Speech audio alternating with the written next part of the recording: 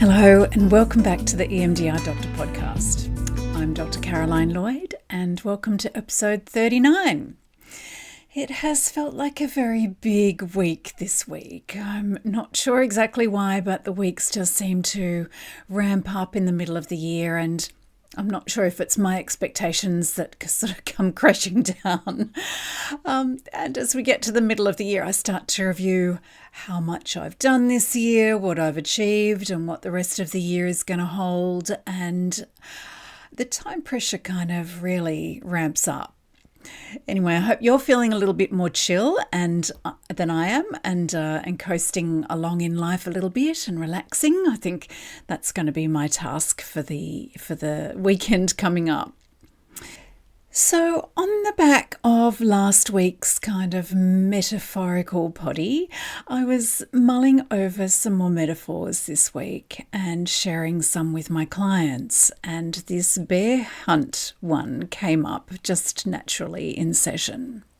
So my clients often have a lot of trauma in their lives.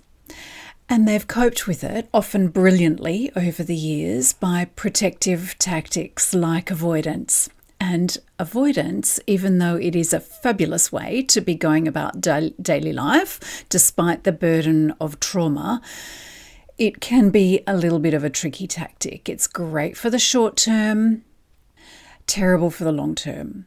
The things that we avoid, the memories that we just tuck away in that black box and we refuse to look at, they have a way of insisting on being seen, and they get triggered by sometimes tiny, sometimes subconscious reminders, and they just blow the lid on that little black box. Or sometimes the memories just kind of seep out to contaminate our daily lives with sneaky little anxieties or phobias. You know the old saying, don't talk about the war? If you have a grandpa old enough if you are old enough to have a grandpa who survived the Second World War, like I did, or a grandma for that matter, that sentence will be a stock standard in your house growing up. Those war memories were just too awful to think about. They were tucked away in the black box. They were never to be spoken of, and mention of them could blow the lid off and cause a bit of a meltdown. And then all of those fears about safety, about dying, about apocalyptic horror would silently grow and develop, and then the safety behaviours come in. So OCD can grow, those little rituals to keep us safe, keep the house locked up, keep the family safe from illness, from invasion, checking and washing and cleaning. And then the trauma has metamorphosed into something like OCD. Of course, that's just one way that trauma can seep out of the black box into our current lives. So the better thing to do, instead of avoidance, instead of keeping those memories tucked away in that black box, is to take the memories out of the box in a safe and responsible way and take the heat out of those memories, take the pain away with an effective therapy like EMDR. But I'm completely aware that even as I say that so simply, it's not that simple. It's not easy. We put those memories away for a reason, and to take them out feels very frightening and very scary, and it takes a lot of courage. And sometimes we need some encouragement. And this week I have found myself encouraging my clients, quoting from a little book that I used to read to my kids when they were very young. I must have read it, 10,000 times, it felt like. Probably just 1,000. I don't really know, but it was a favourite in our house. And it's this little book is called We Are Going on a Bear Hunt. You may know it. The idea is that a family goes on a bear hunt and they come across some obstacles. And it goes something like, we're going on a bear hunt.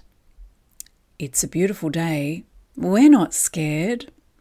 And then they come across the obstacles and they say, We can't go over it. We can't go under it. We have to go through it. And then they make their way through the obstacles that they come across. And sometimes I think of that when I'm encouraging my clients. We can't skirt those memories. We can't bury them. We can't put them in a box forever. We have to go through them. And once we've gone through them, especially utilizing a trauma treatment like EMDR, the difficulty associated with the memory dissolves. The memory becomes less painful, and we can take it out and we can examine it, and then we can put it back without fear or trepidation. And then something else wonderful happens when we are able to do that, to work on our difficult memories. We start to be able to trust ourselves again. Avoidance of our memories erodes self-trust. Confronting them and resolving those memories builds self-trust. When we start to trust ourselves again, we know that we can cope with difficult things, that our memories, our experiences won't destroy us. We can start to develop confidence in ourselves again. We can start to rely on our integrity, our wholeness, our wellness, our coping ability, our strength. We can trust ourselves not to crumble, not to fall apart, not to end up a blithering mess on the floor. We can do hard things and still remain upright. We can trust our brain to wander into the past and not disable us in the process. We can regain our past in that sense. In regaining our past, our trust in ourselves, our belief in our capacity, then we regain our hope for the future. It is tremendously freeing. So I hope that's helpful. I hope that gives you some other ways to think about trauma, courage, and trust. I will talk to you again next week. Until then, take good care. Bye for now.